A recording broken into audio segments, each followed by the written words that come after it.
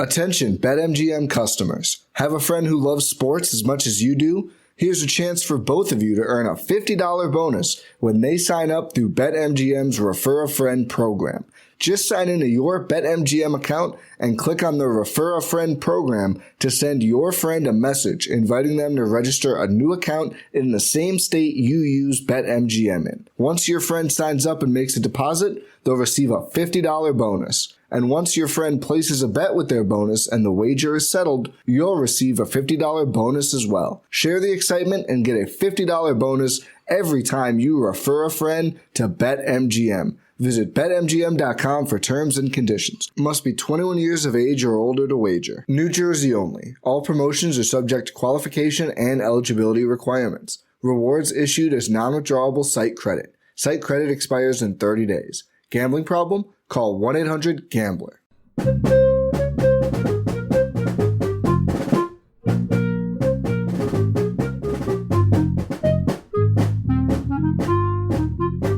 Hey everyone, welcome to The Final Four is Not on the Schedule. I'm your host Eric, alongside with expert analyst Rod. Thanks for joining us on the best MSU basketball podcast featuring in-depth recruiting, game matchup, and post-game analysis. We dive deep to give you the best tools to enjoy the Spartans and impress your friends and family. Hey everybody, it's Eric alongside Rod here to talk about Michigan State's 69-65 win over the Wisconsin Badgers in Madison. But before I begin, I want to thank you so much for making this such a popular show. This is one of the top 50 ranked basketball podcasts of all basketball podcasts in America, and we owe that all to you.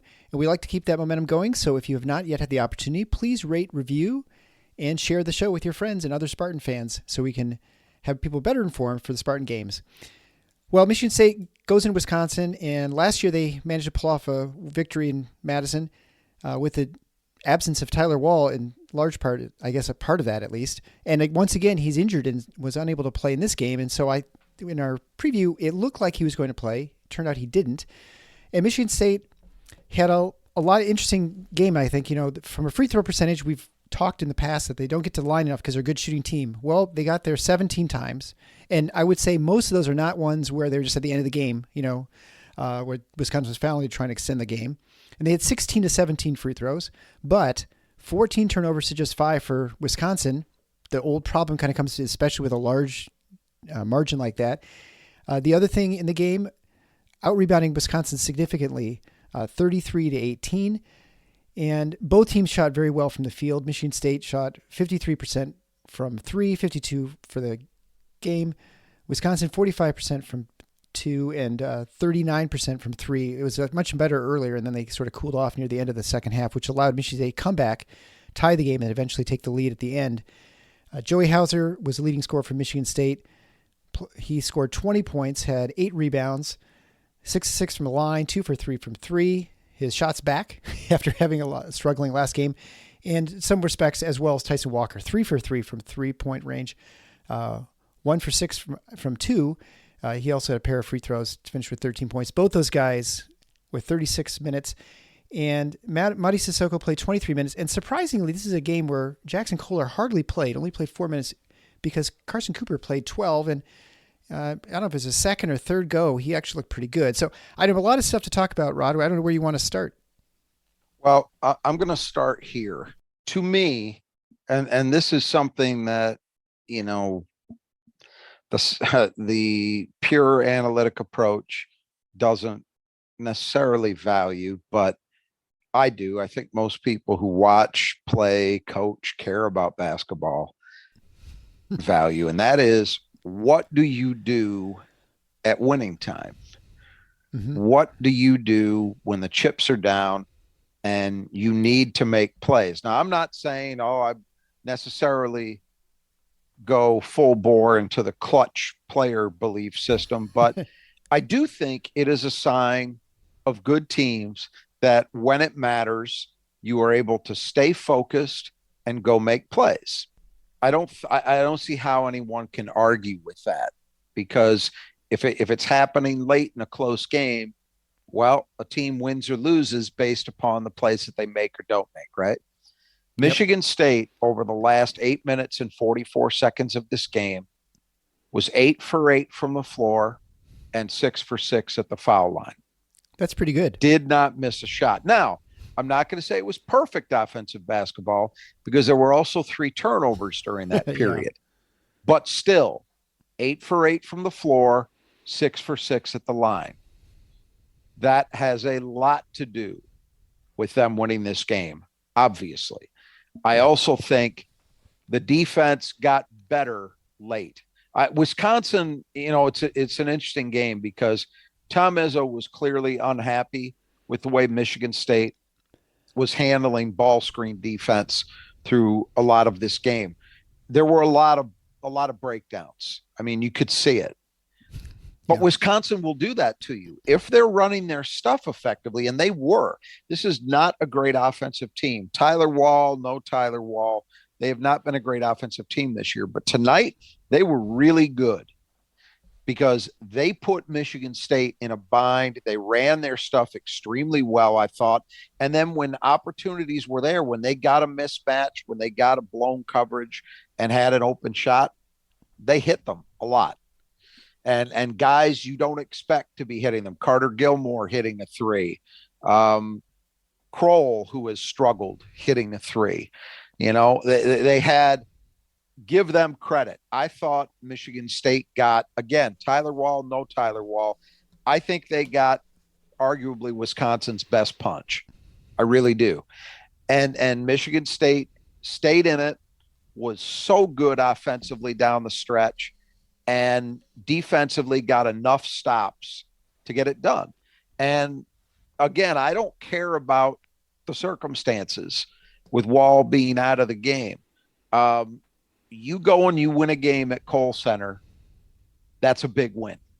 Yeah. Anytime, any year, any situation, that is a big win. And for Michigan State, and it was the veterans, man, it's exactly the guys that you would lean on, you would expect to lean on. A.J. Hoggard could not have been more massive when it counted. Joey Hauser on that curl 3, that put Michigan State back up. I mean, massive shot. Malik Hall made some plays late. And then, everybody who went to the line down the stretch, Tyson Walker, A.J. Hoggard, just nails at the line. You mentioned it the whole game. And how many times do you take, and I got to look at it, see what the final advantage was. Michigan State attempted 9 more free throws than Wisconsin. That does not happen very often anywhere. Not never in mind Wisconsin. Kohl Center. The fact that Wisconsin only attempted 8 is not a huge surprise because we talked about it in the preview, right? They don't get to the line a lot, and Michigan State, unusually for them in the Izzo era, isn't putting opponents at the line very often this year. So that part was not surprising, but MSU managing to get 17 free throw attempts maybe was. And I agree with you. The last was, maybe it was just Tyson Walker's free throw attempts were, I think, the only ones where it was kind of a desperation foul. Other than that, because they were down 2. Yeah. Michigan State was drawing them. I mean, I thought in the first half, Hauser went 6 for 6 and he earned every one of them.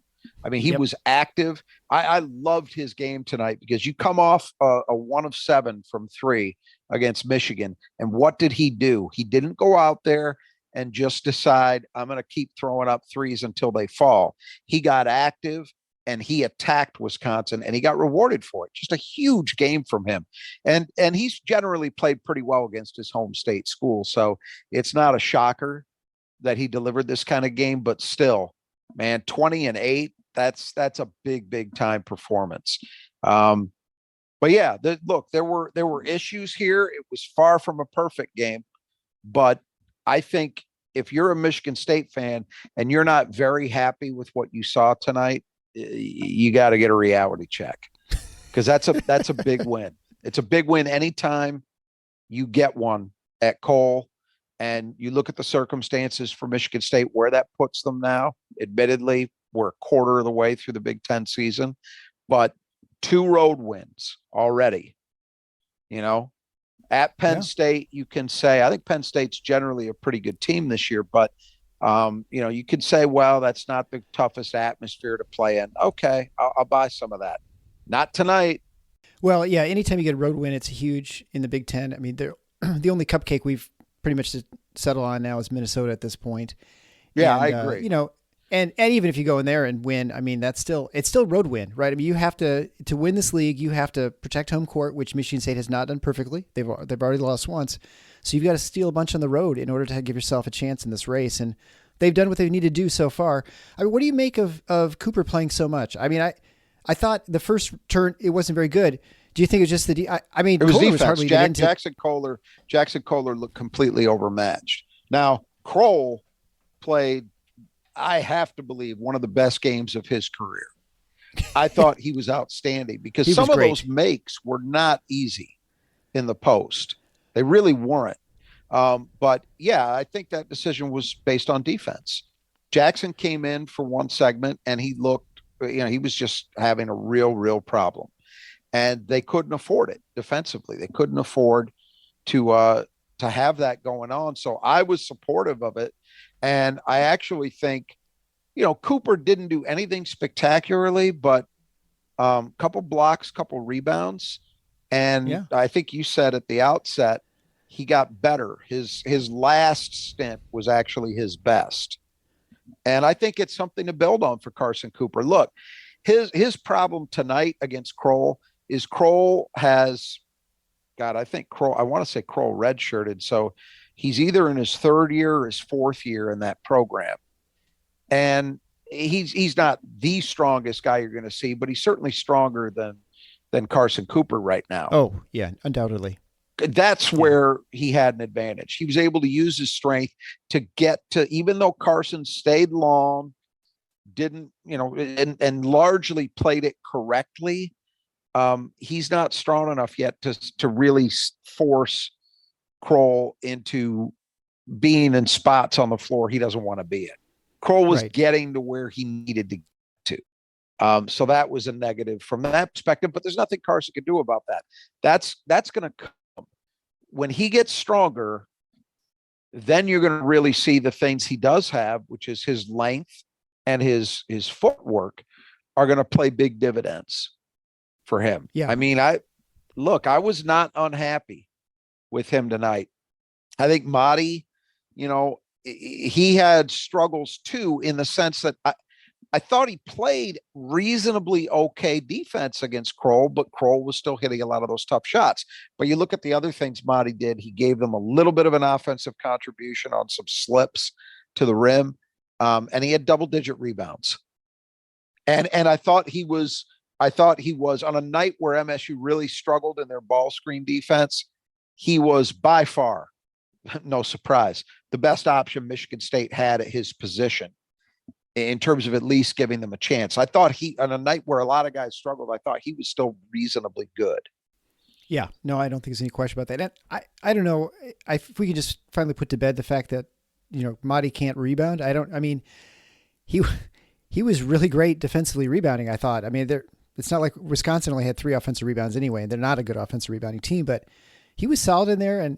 And to your point about his defense, it's funny because people complain about, things he can't do. And there are things he can't do. He can't hit a long shot. He's, limited offensively in what he can do outside of, 10 feet, I suppose. But these are not complaints we were having or concerns we had going into the season, right? Our concerns were he's going to foul it all the time. He can't rebound. He can't defend. I mean, he's checking most of the boxes. He's giving them, look, in a league that is absolutely loaded with big men. I mean, again, the guys we've seen lately, 2 of the last 3 games, the big men that we've seen, Derek Walker and then tonight with Crowl, are probably, if they're not in the bottom half of Big Ten fives, they're close to it. The league is that loaded, right? And these guys are still really good. That's my point. Right, yeah. Michigan State needed to be able to at least give itself a chance to compete at that position. And Madi Sissoko is doing that. You're right. You could talk about and focus about the things he doesn't do. I will say the first bucket he got tonight was a nice move, the kind we haven't seen him make in several games, where he hit middle of the lane. So say an 8-footer, 10-footer. That was nice. It was a nice move and a nice play. And then I think he had 6 points. The other two buckets he got were dunks. Yeah. But you need a guy doing the things that he's doing. By the way, the other thing offensively, which gets completely ignored by people because they don't understand what they're watching. Mady Sissoko has become a very good screener. And Robbie Hummel tonight called it out on a few occasions where somebody on MSU's team got a wide open jumper because of a screen that Mady Sissoko set. He is, I'm not ready to put him in Xavier Tillman category, but he's the best screener they've had since then. He's a better screener than Bainham was, better screener than Marble. I mean, it's not close, I don't think. And he's got a chance before he's done to maybe get to that X level, In fact, that's honestly, people won't believe this, but Xavier Tillman is the guy that Mady reminds me the most of. Now, he's not there yet, but when you look at the things he does well, the way he plays ball screen defense, the way he sets picks, the kind of weapon he's capable of being in the screen game as a rim diver. Remember, X was not a back it down, low post threat. He got most of his point production as the roll man from Cassius Winston, rim running, and, occasionally he might take and make a mid-range jumper. But his offensive game wasn't, in terms of the things he's capable of doing or not doing, it wasn't worlds apart from where Mady is. Mady needs to continue to play more. He needs more consistency. That was what was so great about Xavier Tillman, is night in, night out, you could count on what that guy was going to give you. You knew what you were going to get.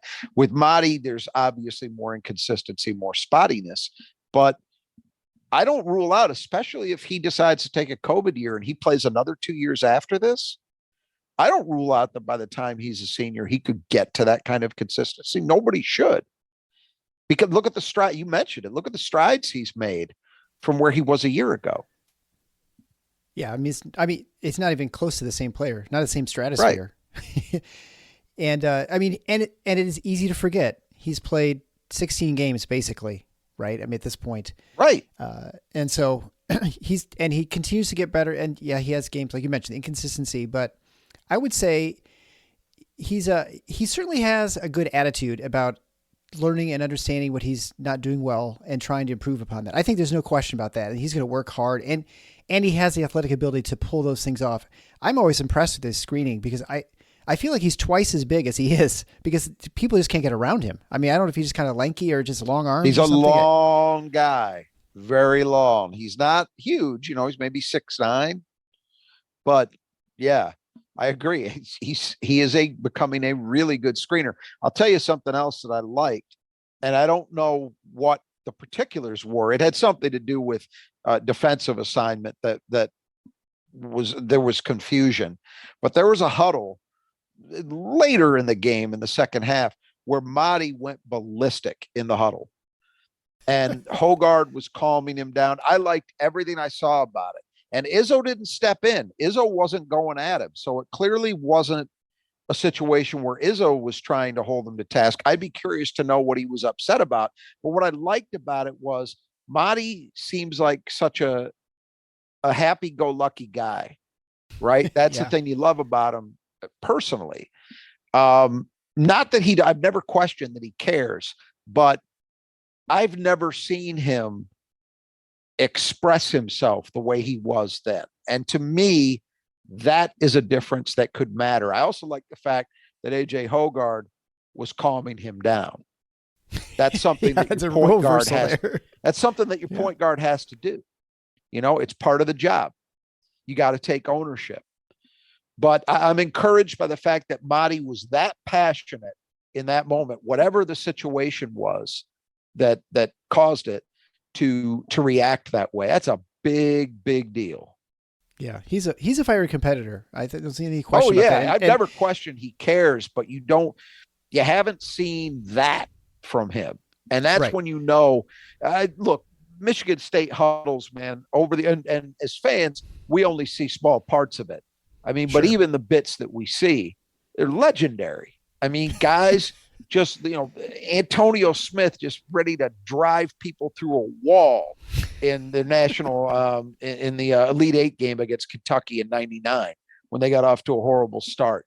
I remember Derek Nix and Keith Appling, not only MSU teammates, high school teammates, going at it in huddles. You know that an MSU team is on schedule and is getting to where they need to be. In my opinion, that's one of the telltale signs when the huddles get nasty. Well, they're holding each other accountable. And I think that's the encouraging sign with Madi, that he feels comfortable now with what he's supposed to be doing, what other people are supposed to be doing. That now he can call people out because he recognizes it's not all just his fault, right?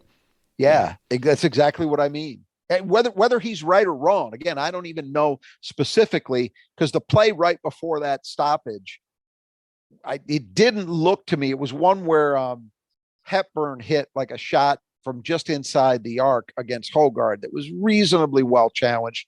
But unless there was something in the ball screen coverage that I didn't see, it didn't look to me like an obvious blown assignment. So I'm not sure. It might have been a play before that. Who knows?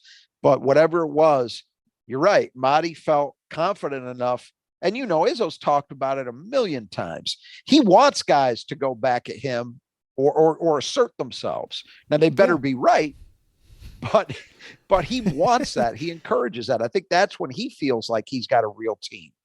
And to me, that was a little thing, but a positive sign in my book. And that's probably one of the advantages of being on the road too, in some respects, right? It's a little more stressful. It's not as comfortable, but I think because you're in a hostile environment, you're sort of, you circle the wagons, right? A little bit more than you do when you're at home. And so those leadership aspects and the fact that you have the seniors in the team, I think what makes a big difference. It's those situations, if you count training staff and managers and all of that, it's probably 30 people in the MSU traveling party. So it's 30 against the world, and you find out some things. And what I think MSU is finding out is they've got a team. They're now 3-1 in road games because the Portland game counted as one, which it should have. Yeah. I'd count the Oregon game too, but they don't count that one. So Portland, then they lost at Notre Dame. We all know the circumstances there, but now they beat Penn State and they beat Wisconsin. 3-1 on the road. That's a pretty good sign. That's a pretty good early indicator. Long way to go. Friday night, you got to go to Champaign. It's going to be tough there. They're all going to be tough, but you've got a mix with this Michigan State team of, AJ Hogard in the post-game interview talked about how he always feels like they've got guys who have been through it. And he's right.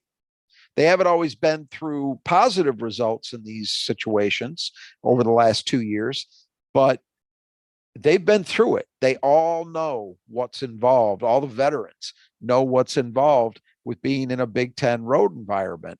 And, that's where you hope and you should believe that experience is going to pay off for you. And so far, I think it's paying off for Michigan State. I think tonight, I'm going to go back to it, 8 for 8 from the floor, 6 for 6 from the line over the last 8:41. Yeah, and that's on the road too, which is, I think, on the road, impressive, right? Hostile environment, not Penn State, not Northwestern, Wisconsin, as good a building as there is in the league. And I think, that 8 for 8 came when they started behind, right? To come back and tie and then pass. Yeah, Wisconsin and take the lead. Look, and the defense wasn't locked down during that whole period, but the fact that they were able to execute that way kept them alive, kept them afloat.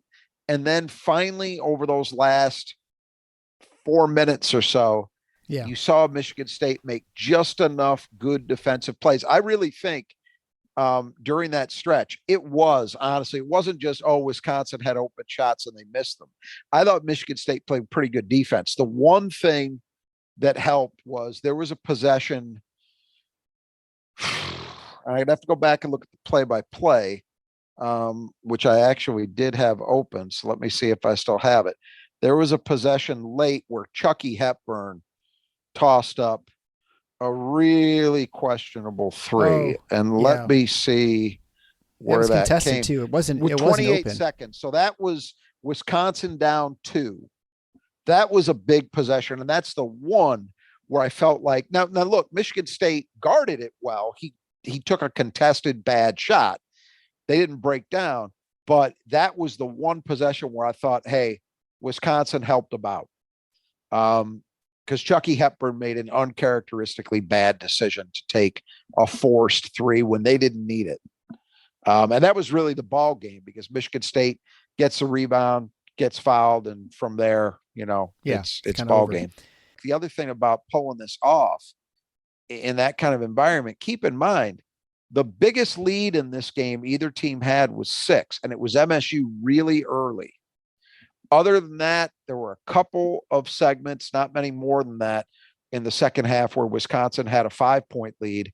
And then, other than that, man, it was, I don't know how many times lead changed. I think 12, 13 times. There were a bunch of ties. That game it's not just that it was a close game. It was that it was a game that was played in an extremely tight window, essentially for all 40 minutes. And that just adds to the stress. And it makes the fact that you're able to execute the way MSU did all the more impressive because every possession was big. And against a team that sort of lives in close games. Absolutely.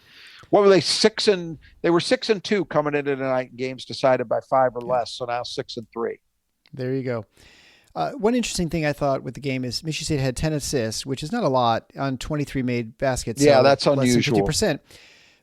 But it was mainly, I think, just a reflection of the defense that Wisconsin was. They were sort of forcing a lot of isolations, and maybe that was Michigan State was just choosing to do that. But a lot of times, tossing to Hall and just have him go at whoever is on him at that moment, and then sort of off the pick and roll, that you have Walker going, with the switch with Crowl or something like that. You have guys going on. So there was a lot more of that, I think, in the offense. I think it's just kind of by design for what Wisconsin was giving Michigan State.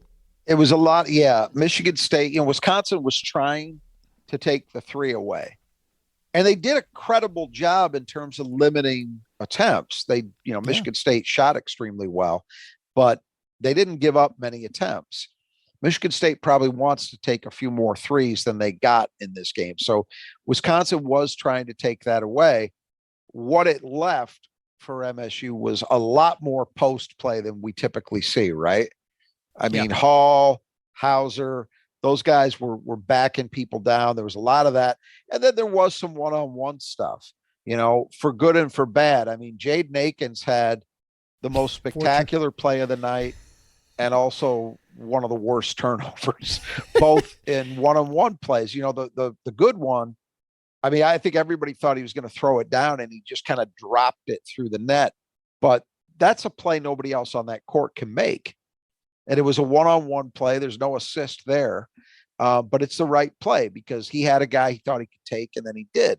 The bad one, I posted this, he kind of started channeling the old N1 mixtapes where he was dribble, crossover, trying to shake his guy, and he ended up dribbling himself into a turnover. But Wisconsin did. We know, because we talk about it all the time, we know that's not the way Michigan State wants to play.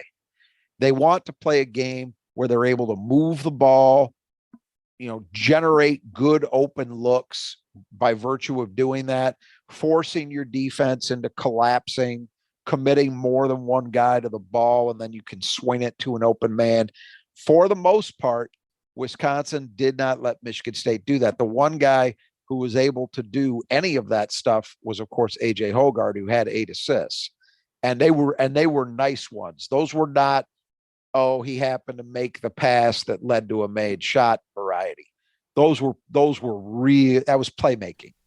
Oh yeah, that one wraparound pass he had to Sissoko, I didn't even see where he had an angle, and he just kind of threw it around that guy right for a dunk. I'm like, whoa. He had that one, and there was a play in the first half where he got himself into the lane and then just fired it in the corner to Tyson Walker for a made 3. Those were the 2 that stood out in my mind, but where he was really making plays. But other than that, Wisconsin, they took it away. And that's what I mean. I thought that this was a high level game. This was not, if the Michigan game was winning ugly, this was not that.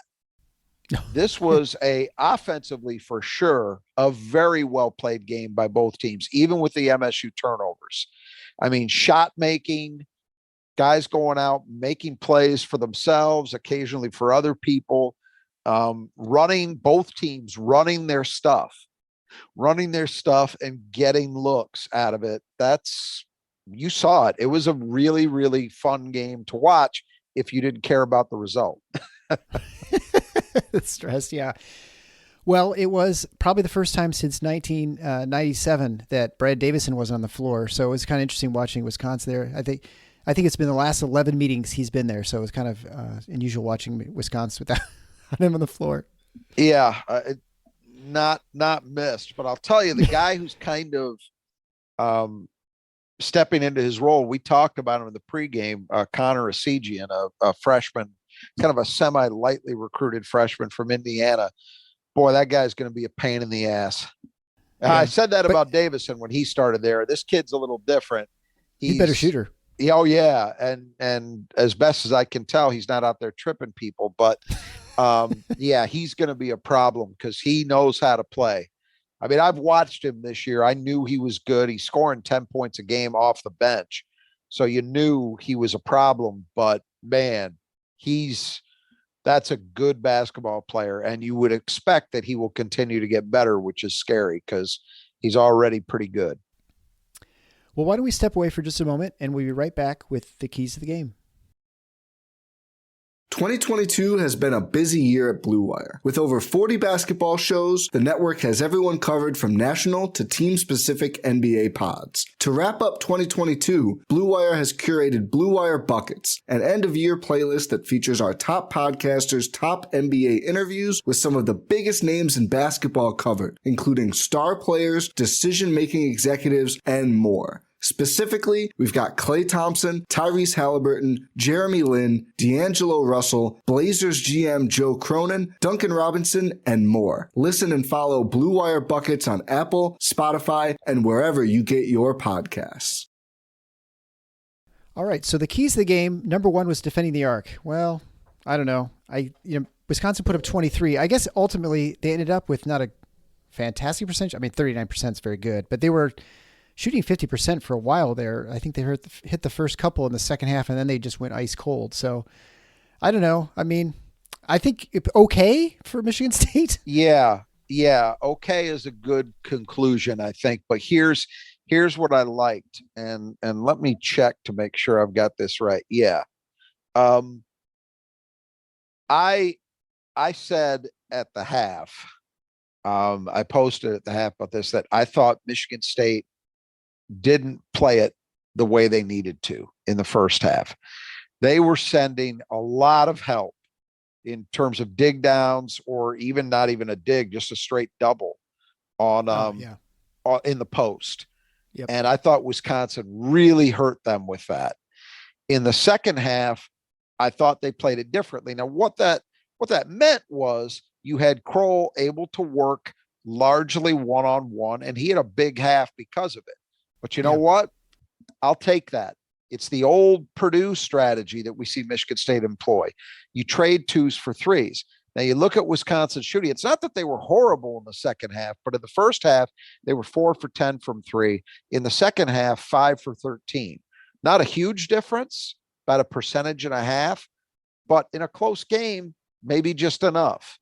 And I think if Michigan State had not adjusted, it could have stayed the way it was in the first half or even got worse.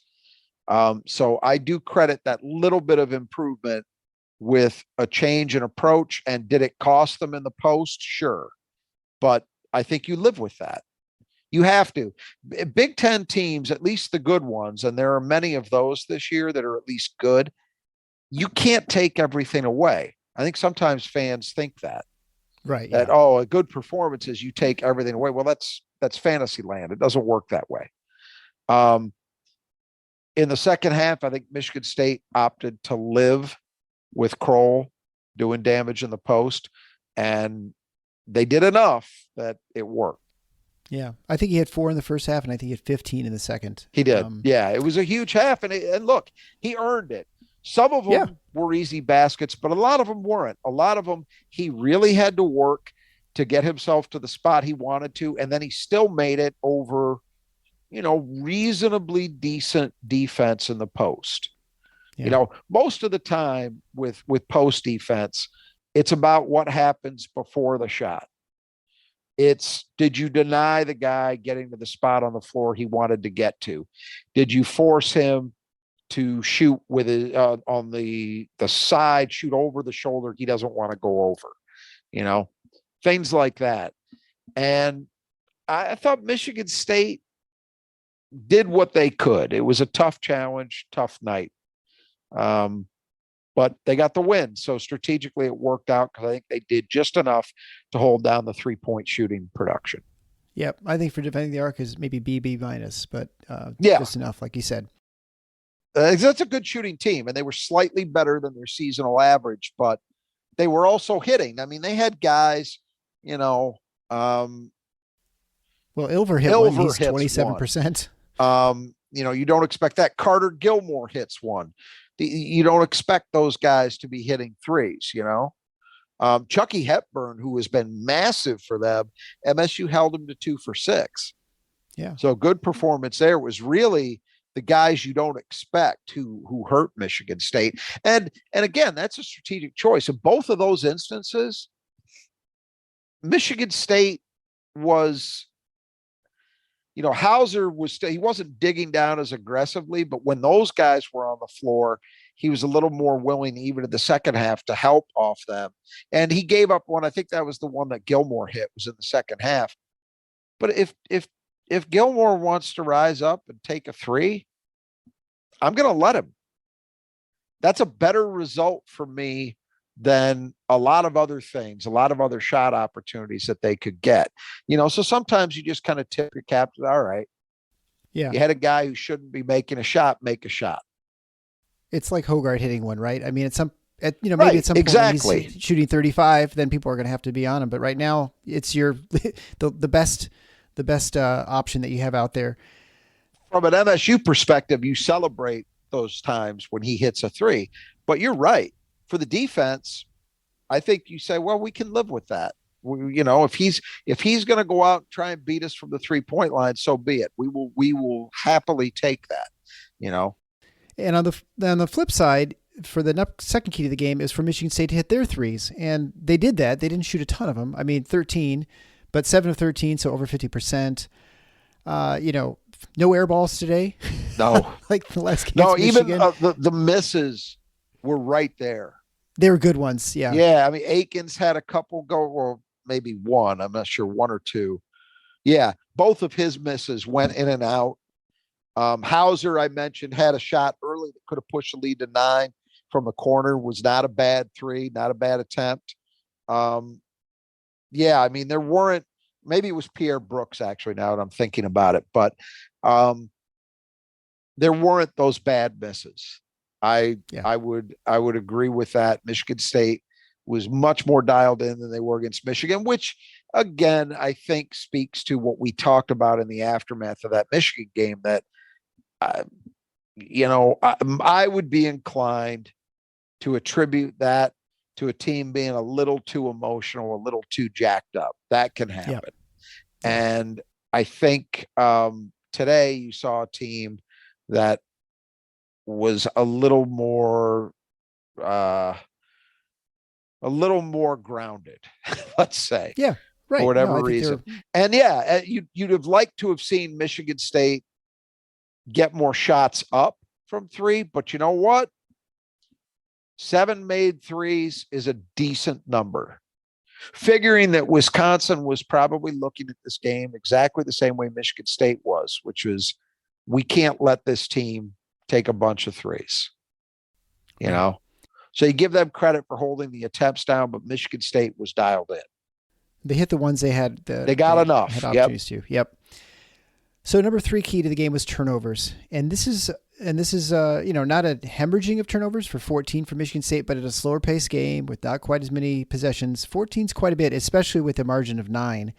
And points of turnovers, I think Wisconsin had 30 or 27 points of turnovers. Michigan State had a bucket. That's crazy. So that was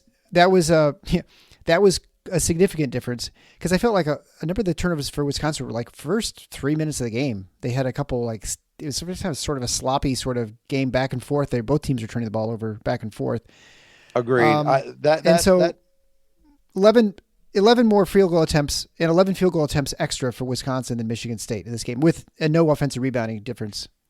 Yeah. And so it does speak to the fact that even though at times Wisconsin seemed to really be running their offense well, and I think they did, and they made shots, Michigan State actually hung in there well enough defensively to overcome all of that, because that is tough on a night where you did not have a rebound. I mean, people are going to talk about the overall rebounding, but there was not a big rebounding differential tonight. It didn't make up for the turnovers. As you said, look at how many more attempts Wisconsin had. It was a combination of things, I think, in this game. There were some turnovers, like Walker slipping, there was a questionable at best travel call on Malik Hall in the post. Let's put it this way, right or wrong, travel or not, it's a move that's almost never called that way. Yes, right, I agree. So there were some of those. Then there were some just terrible decisions. I mentioned the Jaden Akins one. There were ones where Michigan State was clearly contributory. And then there were some where Wisconsin just made defensive plays, where I thought there was one where MSU got a rebound off a missed shot in the second half. Hogard was in semi-transition and was looking to kick back to AJ or to Joey Hauser for what would have been an open 3. And whichever Badger it was who hustled, got back, just made the steal. Yep. So it was a combination. It wasn't all Michigan State just boneheaded plays. Yeah, there were some of those, but I think they had 3 shot clock calls against them.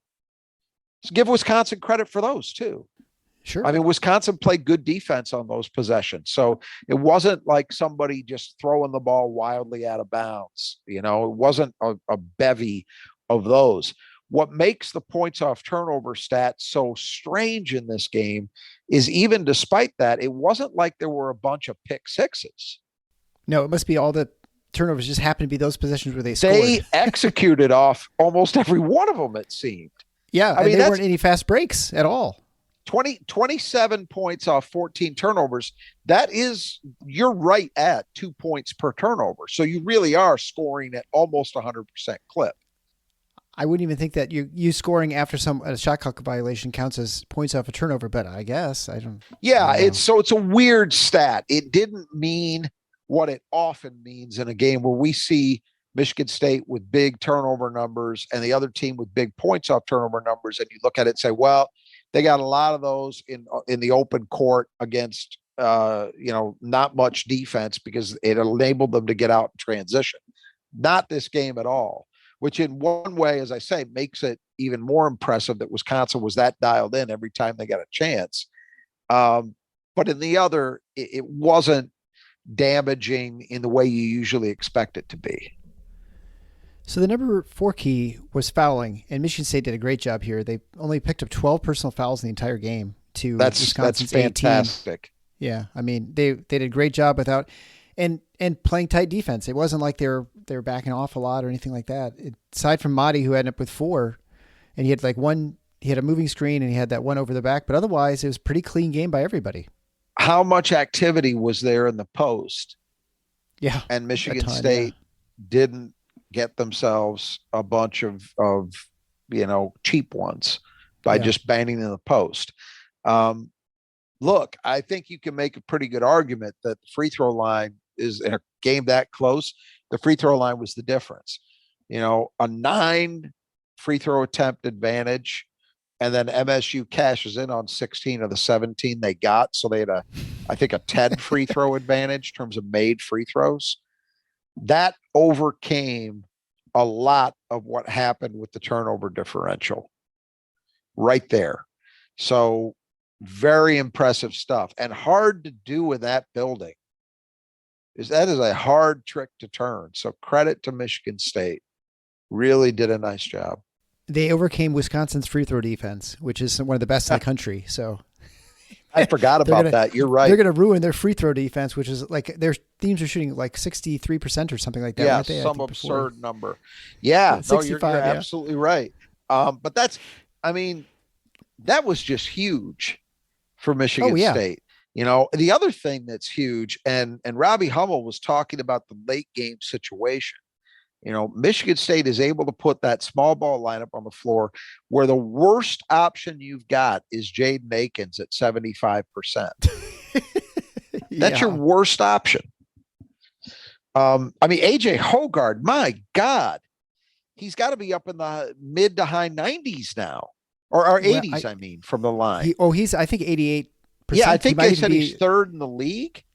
That is a remarkable turnaround. Can you believe that from last year? You never would have thought that would have been possible. No. You thought he'd be better, but not like this. Right. I would have taken from AJ, I would have been happy with, hey, low 70s. You know, he's reliable enough. And of course, because of the way he plays and the position he plays, he's going to get a lot of foul attempts. You know, your point guard is either going to be a guy who, if he plays the way AJ does, where a lot of his game is predicated around the rim, he'll get shot attempts by virtue of that. And of course, you're getting the ball to him. If you're up in a late game situation, he's gonna be the intentional foul victim, you know. So to have that guy that good is huge. But they've got guys. I mean, that entire 5-man group. And as we've talked about this year, you're not going to play Monty in that situation, but Monty Sissoko's not bad either for a big man. So going over the free throw stats, I mean, you've got Joey Hauser leading the team at 88.6, Hoggard at 86.7, Hall at 85.7, Walker 78.6, Akins at 78.6, and to your point, Sissoko 66.7%, which is not bad for a guy not at all plays, right? I mean, that is a weapon, and what we talked about, it'd be nice to see him at the line more. Well, they got there today, and and they earned it. Playing smart, as you said at the outset, they earned this. You know, we didn't see it against Michigan, but this was back a little more to what we saw. I guess I'm trying to remember, was it the Buffalo game or the Nebraska game where they got to the line? I think it's Buffalo. I think Buffalo. Yeah, I think it's 30 free throw attempts. So after a couple games where you didn't see it as much, very positive development. And again, the flip side of it, continuing to defend without putting the other team there, a big deal. And just as much as the improvement in turnovers and the offensive rebounding not being at anywhere close to normal MSU levels, that's another thing that is a weird element of this team. If you've watched Michigan State under Tom Izzo, they foul. and it's part of playing with physicality. But this team is really keeping that in check, and it is helping them win games. They're winning games. This one felt like an old-time Michigan State victory because of how clutch they were down the stretch, and it was in some ways, but man, the elements of this team are just different. I know we've been talking about that a lot, but I continue to think it's worth mentioning because I don't think it's getting a lot of attention.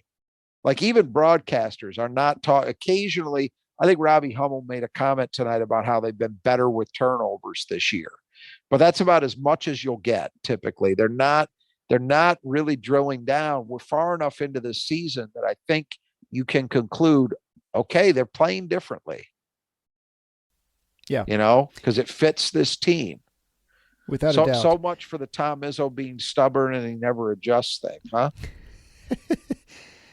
So the fifth and final key, which Michigan State gets an A++++, is focus. That was, can they stay in a game? Can they maintain, concentration during Wisconsin's offensive sets?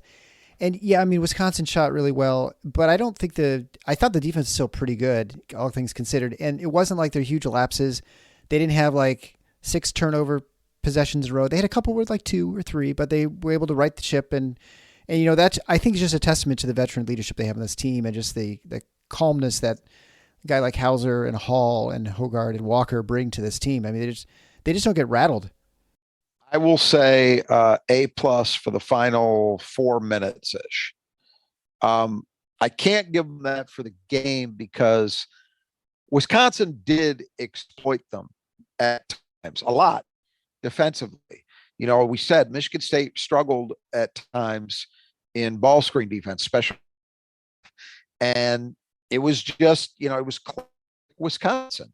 It was, you have to stay locked in and for all 30 seconds, and you let your attention lapse. You take one wrong half, they will find it and they will exploit it. And that's exactly what they did, I felt, through a decent portion of that game. Offensively, the turnovers would mitigate the other stuff, but by and large, when you shoot the way Michigan State did and you keep coming the way they did, and you hang in a game on the road that was played in that tight a window the way they did, you have to give them a good grade, even despite the 14 turnovers. And again, I didn't think all of those were the result of Michigan State losing focus. Some of them were weird moments. Some of them were results of good things Wisconsin did defensively, which I don't consider to be a lack of focus. But they'll test you. I mean, you saw it. This was, in that way, it was vintage Wisconsin. You had better stay locked in at both ends, man, because if you don't, they will make you pay.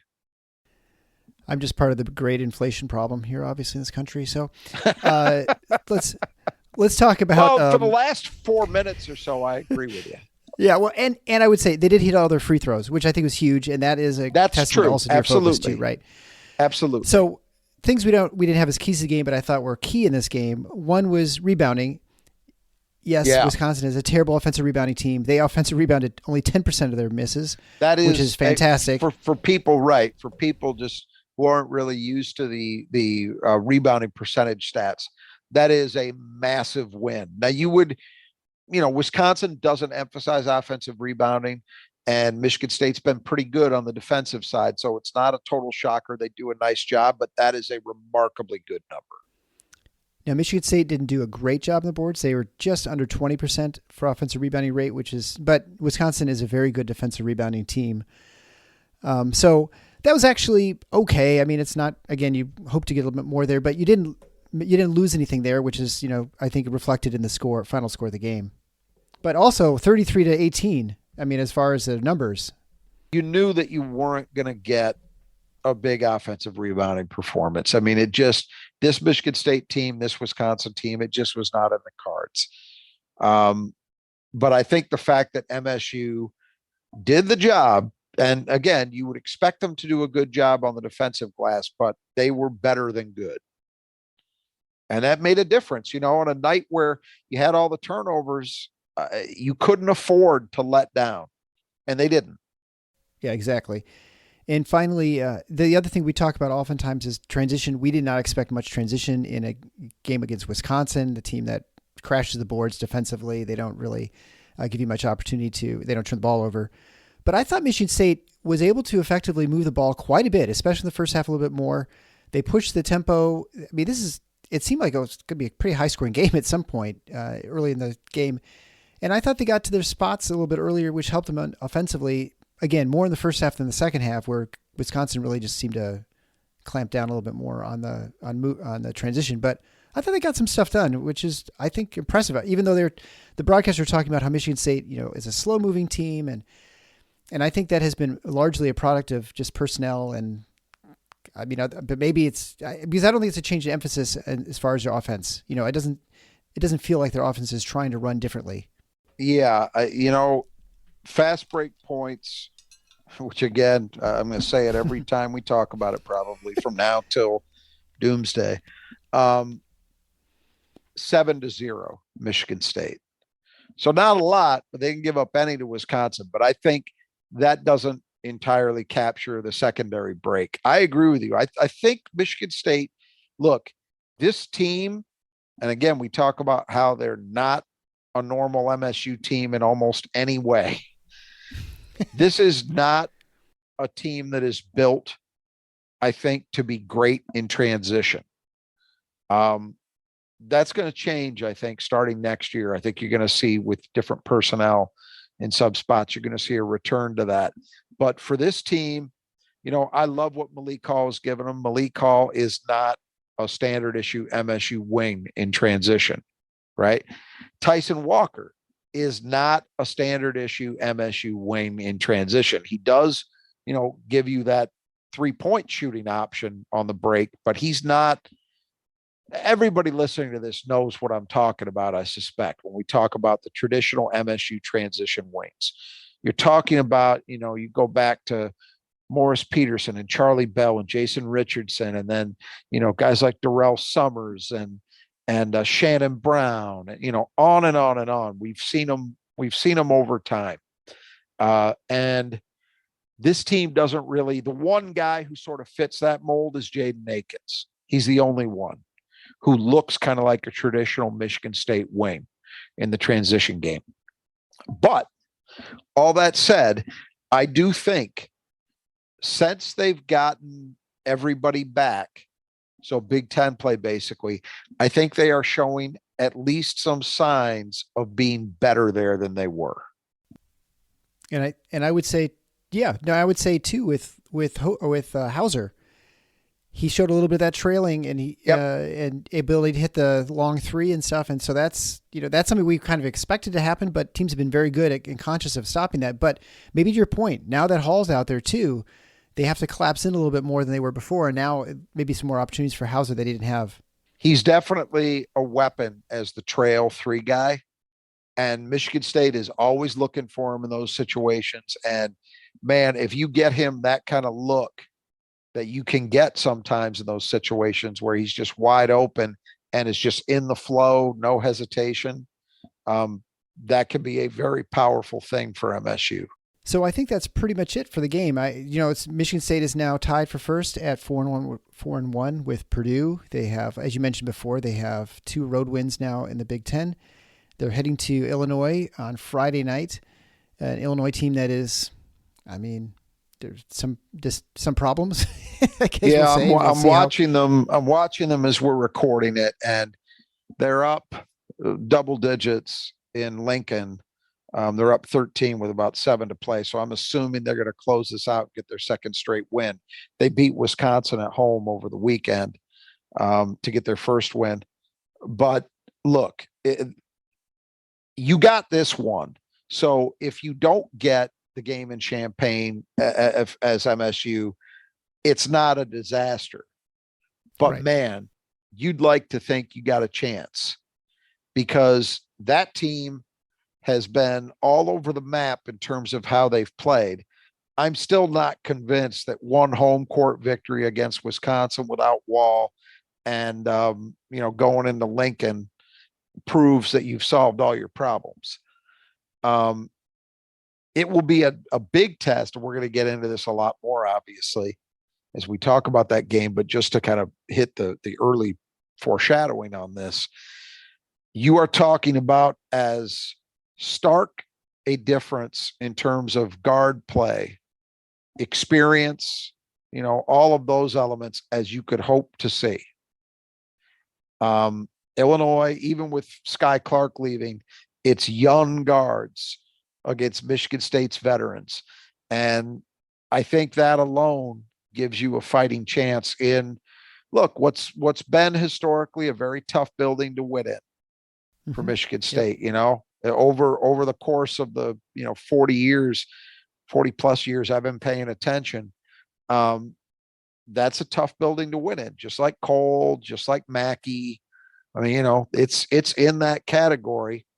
But I think this Michigan State team has a shot first and foremost, because I think they're going to have a really serious advantage at the guard spots.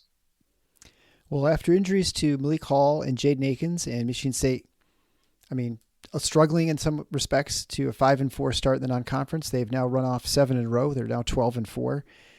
And I think there's every reason to be a little optimistic about this team and think that really anything's possible at this point, especially as Malik Hall comes back. He played 27 minutes, I think, today. So he definitely is kind of, from a conditioning standpoint, getting close to where you want. And I still feel like with Akins' 20 minutes, he still looks like he's kind of trying to figure things out a little bit. And I think, I agree. I think that one turnover, he's just not quite there. And he's the one who had surgery, so you'd expect it to be a little bit longer recovery and sort of reintegration and kind of getting back to feeling comfortable with himself. So I think even apart from that stuff, even apart from the injury, and recovery, it's just, you go from being a guy who, played, but was not a heavy minutes guy last year, to now you're being asked to be a starter. His role has changed. And of course, right over the summer, I think they were very open with him, that they saw him as a go-to guy. So that's what I'm seeing, is he's trying to find that, find that balance. And tonight you saw the good and the bad of it. You saw him make some spectacular plays. You saw him hit some shots. And then you also saw him force a couple of things. You saw him play very good defense at times and then lose focus. So it's a process with him. But I said this on the Spartan Mag board. First of all, speaking to your general point here, if you're an MSU fan and you are not feeling optimistic about this team, I don't know where you're at, because they've given you reason to feel good about the start, which is not everything, but it's something. But specific to this team and Jaden Akins, when I look at MSU, I'm not sure that I believe that guys like Walker and Hogard and Hauser and Hall are likely to play a lot better than we've seen thus far. You know what I mean? Yeah. Like they could have individual games. Tyson Walker could have a game like the Illinois game last year where he goes off. That stuff can happen. But I mean, on a consistent basis where you're like, oh God, that guy just went up a level over right. 3 weeks, 4 weeks. The one guy on this team and I think that the freshmen, the young guys, are less likely to do that as well. But the one guy who I think is capable of going up a level and could change the trajectory of this team is Jaden Akins. We have not seen anything close to his best yet. And there's every possibility that we do see it before this year is over. And I don't mean a 1-game flash. I mean 4 or 5 games in a row, where he just takes over. That's coming at some point. And I would not be surprised if we see it before this year's out. And if we do, then this team goes from where they are now to maybe something else, if he's that guy. Yeah. I think we've seen the shooting. And I think the next thing is to see can he use that athleticism and do the creative things that we think he can do, in the lane and getting to the rim and things like that, right? Get to the free throw line more, be more active, be more consistent defensively. He's got as much defensive ability as anybody, but to be honest, of those 3 perimeter guys, I think for some understandable reasons, he's been the least consistent of that group. Tonight it was the case. He had some moments where he was really good, and then he had other moments where he just lost focus for a second, and you can't do that against this team. So, and by the way, you can't do it against Purdue. You can't do it against Ohio State. There are other teams in this league that can make you pay for that. But I think he's going to get there. And I won't be surprised if we're looking back in early March and saying, boy, this team did some good things early, but they really took off when Jaden Akins just went up a level. Yeah. Well, we'll see when that happens. Maybe it'll happen next against Illinois. We'll start seeing some changes. For those 2 or 3 dozen who are interested in my quest to make it to the Final Four, I did one little update. I got to watch the 2 people I'd shoot against in the last game, which I forgot to mention in the last episode. And I feel much better about my chances of making it past the semifinals. There you go. You have 30 seconds to hit a free throw. Both opponents didn't score any in the first 30 seconds. They had to have put in a 30 seconds in the clock. Again, neither of them hit a free throw.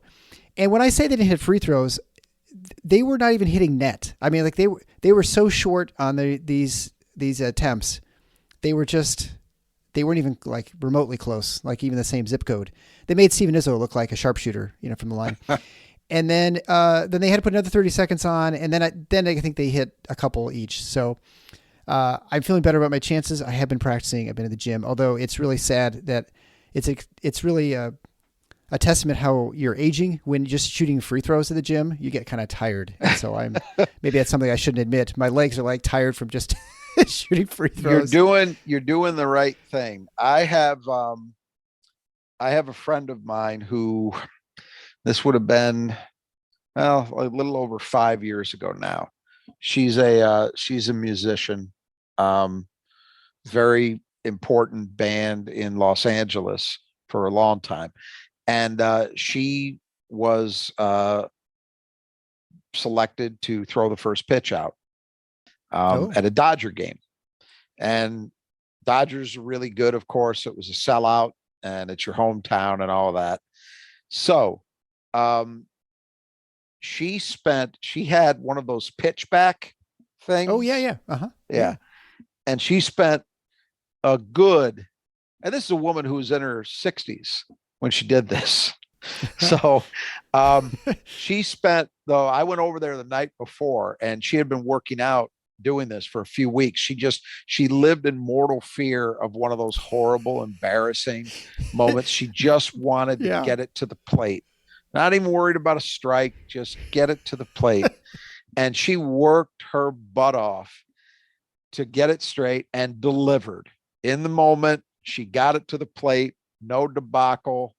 It was fantastic. So I know you already know this, but I think you're doing the right thing. Just keep doing it as much as opportunities present themselves. And I think it'll produce results for you. Especially if it doesn't sound like you're going up against any Rainers.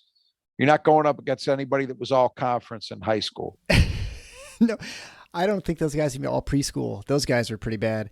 But it's possible, they've got a couple weeks to practice too. So my next one is the Maryland game, which is on the 7th of February. So, okay. But until next time. Well, one more thing before we cut. So for those of you who graciously, and we thank you for this, ordered T-shirts.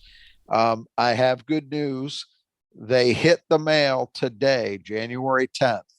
So given that everybody who ordered is in the US, I would hope that,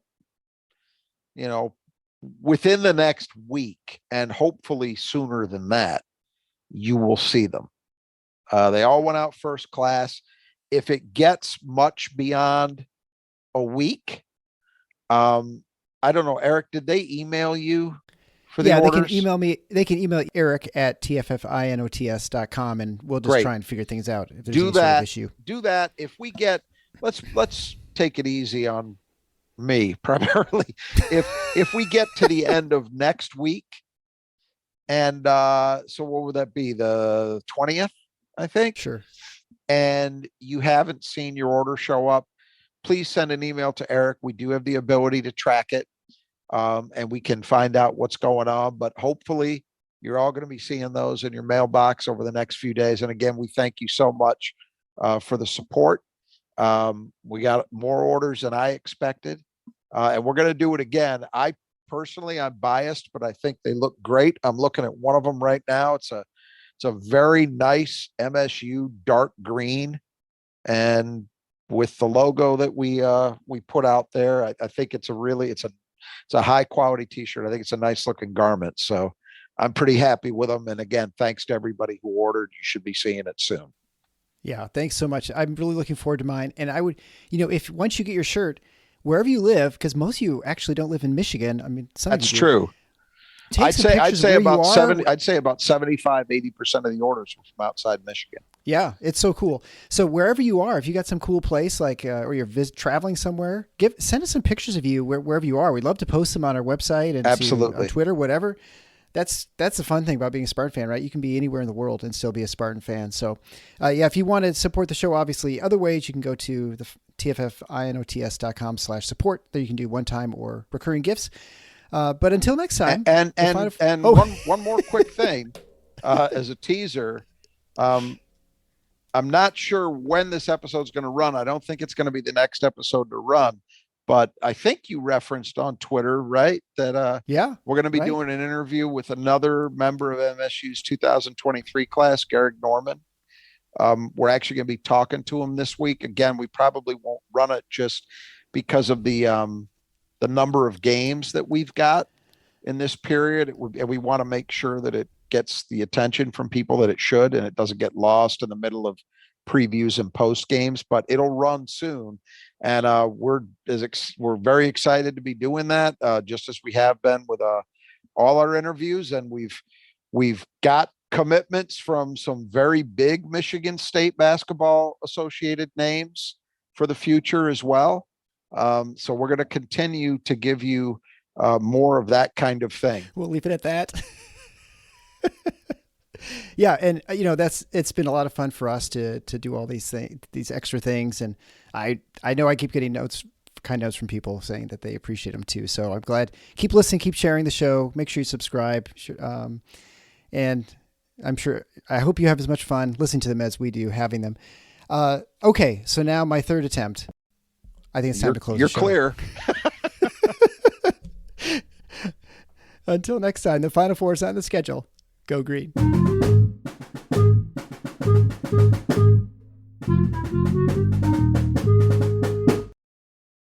Hey y'all, we're celebrating 50 episodes of How to LA with voices from our community. And I've seen LA fluctuate from like good to okay to not so great to better again. I'm a part of that. Who make LA a better place. I'm always thinking about what's the best ways that I can help the community. I'm Brian De Los Santos. Join me by subscribing to How to LA as we bring you new episodes in 2023 on NPR One, Apple Podcasts, or wherever you get your podcasts.